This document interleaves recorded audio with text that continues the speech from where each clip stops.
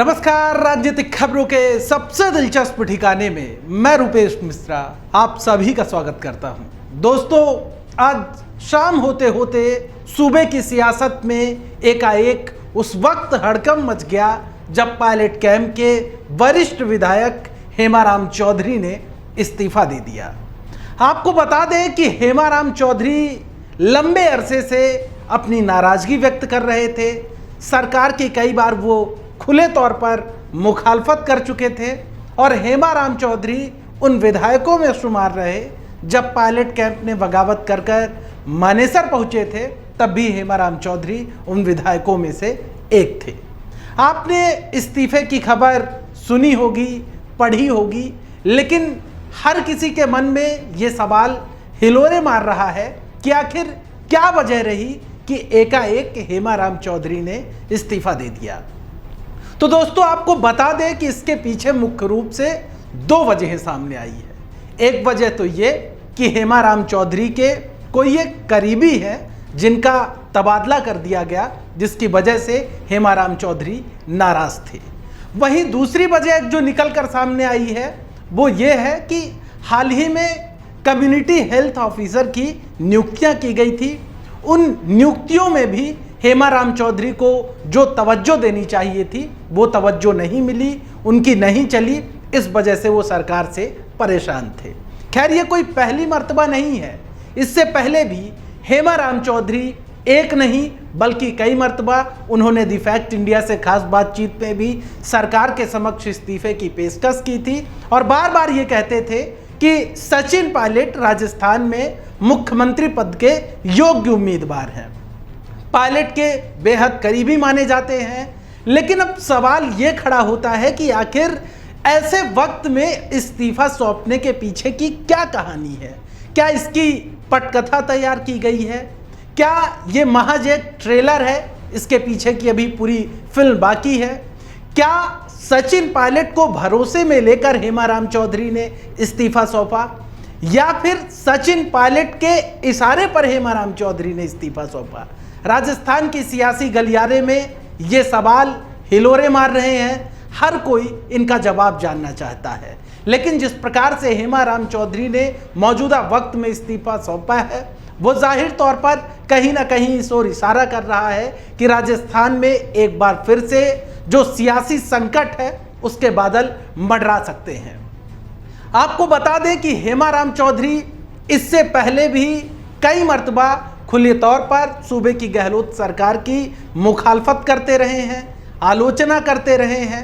वहीं कई सियासी विश्लेषकों का यह भी कहना है कि जो गुड़ामालानी यानी जिस क्षेत्र से बाड़मेर क्षेत्र से जो जहां से हेमाराम आते हैं, जहां से वो राजनीति करते हैं, वहां की जो लोकल सियासी परिस्थितियां हैं वो भी हेमाराम के अनुकूल नहीं थी। यानी कि जो हेमाराम के प्रतिद्वंदी नेता हैं, फिर चाहे वो हरीश चौधरी हो या अन्य नेता हो, कहीं ना कहीं जो उनसे टसल है वो हेमाराम चौधरी की लगातार बढ़ती जा रही थी।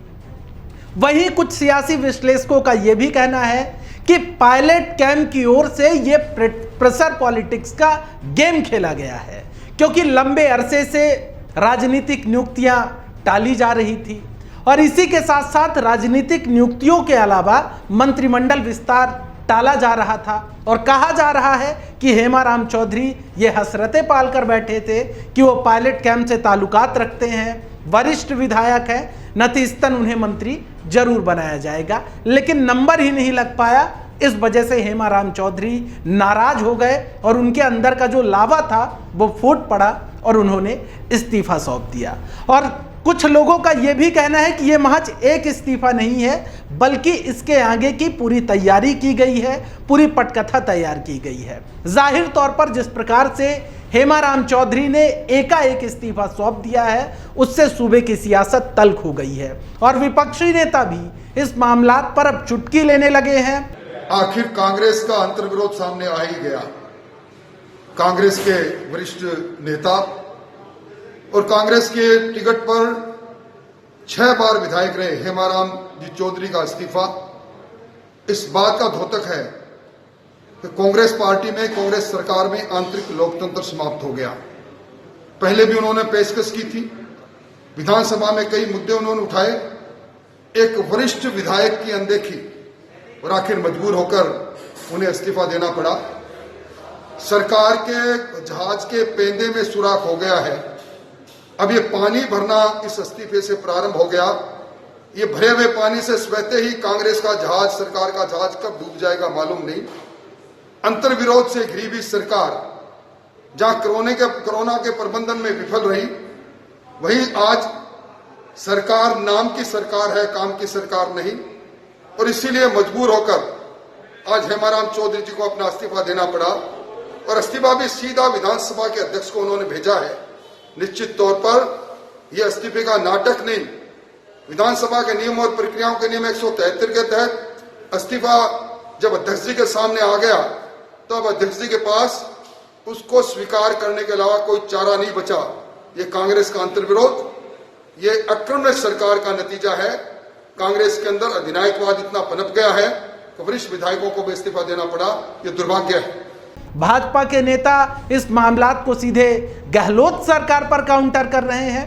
वही कहीं ना कहीं गहलोत सरकार के समक्ष भी ये एक संकट का प्रश्न हो सकता है, ये एक परेशानी पैदा करने वाला प्रश्न हो सकता है, क्योंकि जिस एक विधायक का इस प्रकार से ऐसे वक्त में एकाएक इस्तीफा देना कहीं ना कहीं ये एक संकट वाली बात है।